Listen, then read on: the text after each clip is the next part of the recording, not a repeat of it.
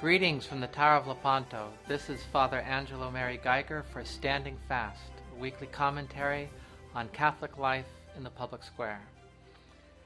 At the end of the 11th century and at the beginning of the 12th century, there was a fledgling brotherhood of arms, of men who had gone to the Holy Land to fight for the Holy Sepulchre and who had remained there and had entered religious life, and they had started a kind of life of both prayer and of military service.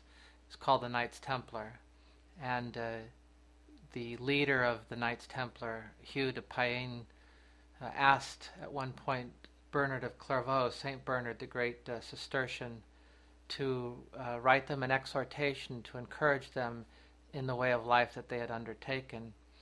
And St. Bernard did that, and he wrote a beautiful treatise called In Praise of a New Knighthood. And there he encouraged these knights who were also monks to fear nothing, because no matter what they did, as long as they served Christ and were faithful to Him and lived and worked and died in an honorable way, they were victorious. If they managed to obtain victory over their enemies and secure the holy places and make it safe for pilgrims to travel to the Holy Land, then they won. They were victorious. If they died in the process, they were also victorious, because ultimately they gave their lives for Christ. And this, so St. Bernard was encouraging these men to persevere in a life of courage. And this new form of religious life was truly an innovation, because up until that time monks had never been military men and military men had never been monks, but these heroic and courageous men went to the Holy Land in order to secure it and to go there on pilgrimage, and they decided to stay, and they wanted to live a poor and humble life in the service of their fellow men, but they were soldiers, and they entered religious life, entered a Benedictine monastery at the time, and then saw that they still needed to protect the pilgrims. And so this synthesis of monastic and military life was founded. Of course, throughout history there have always been the stories about the Knights Templar, and some of them have become just simply fantastic, shrouded in all of this skull and dagger nonsense. And of course Dan Brown with the Da Vinci Code has taken up on the theme, and so there's a lot of mystique about the Knights Templar, and not only has legend multiplied itself, but also the Freemasons have taken up the banner of the Knights Templar and actually claimed them as their own. But the original purpose was a religious one, and it was a noble one. And there's something that every man can learn from this great tradition of the military order, which has been it's endured down to our own day in forms, secular forms, and even worse than secular forms among the Masons, and then on the Catholic side in organizations like the Knights of Malta, which is a real organization of knights, of noble men that goes back also to the Middle Ages, and to things like the Knights of Columbus. There's something to be grasped on the part of modern men in this tradition, and what there is in this tradition that we need to grasp is the idea that men need to be both men of prayer and men of action. It has to go together, and this is a way to revive the faith of men who are often derelict from their duty and look upon religion and prayer as something for women.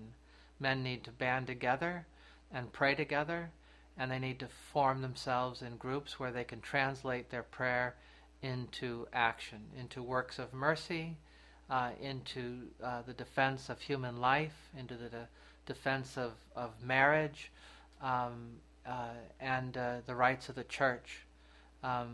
Men need to recognize that spirituality is in fact for them. It's a way for them to to truly be men, to be noble men. A man should be courageous, he should be strong, he should be willing to put himself in harm's way to protect the interest of his family. So all the wonderful and noble aspects of a man's strength are to be affirmed and encouraged. Fatherhood is to be affirmed and encouraged, not to be denigrated as it is so often in the media today. But true fatherhood is not just strength and power. True fatherhood is also self-sacrifice and placing one's self at the service of the common good and protecting the weak and the innocent, upholding the chastity and modesty of women. These kinds of things are what can be the fruit of a life of prayer on the part of men. Christ our Lord himself is the true knight.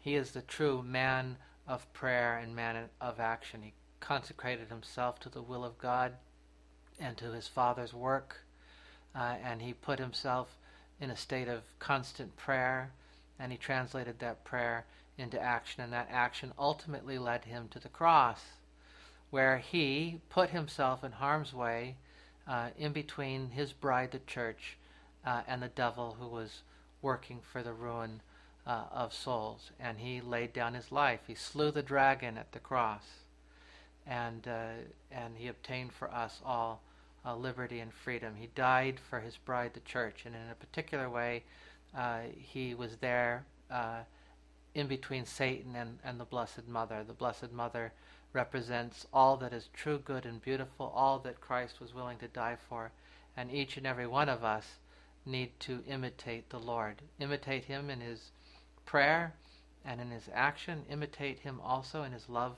for the Blessed Virgin. Men need to consecrate themselves to the Blessed Mother and through her become like Christ, become men of prayer and men of action. This is the new kind of knighthood that is worthy of so much praise. May we praise it not only with our words, but most importantly with the choices that we make, with a life of prayer and action. God bless you, and we'll see you next time on Standing Fast.